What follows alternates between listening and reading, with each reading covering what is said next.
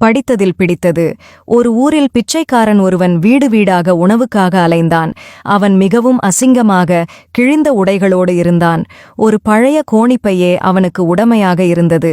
ஒவ்வொரு வீடாக போய் பார்த்துவிட்டு எதுவும் கிடைக்காவிட்டால் அந்த வீட்டின் முன்னே போய் நின்று, வீடு மிகப் பெரியது, ஆனால் இங்குள்ளவர்களுக்கு பணம் நிறைய இருந்தும் இன்னும் அதிகமாகவே எதிர்பார்க்கிறார்கள், கடைசியில் எல்லாவற்றையும் இழப்பார்கள் என்று சொன்னான். இன்னொரு வீட்டுக்குப் போனான். உணவு கிடைக்கவில்லை.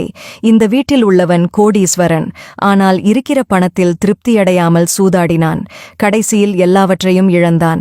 எனக்கோ கொஞ்சம் பணம் கிடைத்தால் போதும், திருப்தி கொள்வேன், அதிக ஆசைப்பட மாட்டேன் என்று அந்த பிச்சைக்காரன் சொன்னதும் அதிர்ஷ்ட தேவதை அவன் முன்னே தோன்றியது.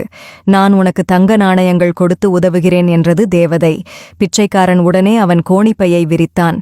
அப்போது அதிர்ஷ்ட தேவதை, கோணிப்பைக்குள் விழுகின்ற நாணயங்கள் தங்கமாக இருக்கும், அவை நிலத்தில் விழுந்தால் தூசியாகிவிடும் என்று சொல்லியது.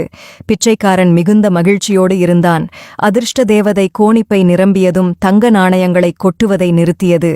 உன் கோணிப்பையில் இருக்கிற நாணயங்கள் உன்னை அரசனை விட பணக்காரனாக்கும், அது போதும்தானே என்றது அதிர்ஷ்ட தேவதை. போதாது, இன்னும் வேண்டும் என்றான் பிச்சைக்காரன். அதிர்ஷ்ட தேவதை மேலும் சில தங்க நாணயங்களை கொடுத்துவிட்டு, உன் கோணிப்பை இதற்கு மேல் தாங்காது என்றது. பிச்சைக்காரன் இன்னும் கொஞ்சம் வேண்டும் என்றான். அதிர்ஷ்ட தேவதை மேலும் தங்க நாணயங்கள் கொடுத்தது. மறுவினாடி கோணிப்பை கிழிந்தது. அதனுள் இருந்த நாணயங்கள் கீழே விழுந்து தூசியாகின. அதிர்ஷ்ட தேவதையும் மறைந்தது. பிச்சைக்காரன் திகைத்துப் போய் நின்றான். கிடைத்ததை வைத்து வாழ வேண்டும், பேராசைப்பட்டால் உள்ளதும் போய்விடும்.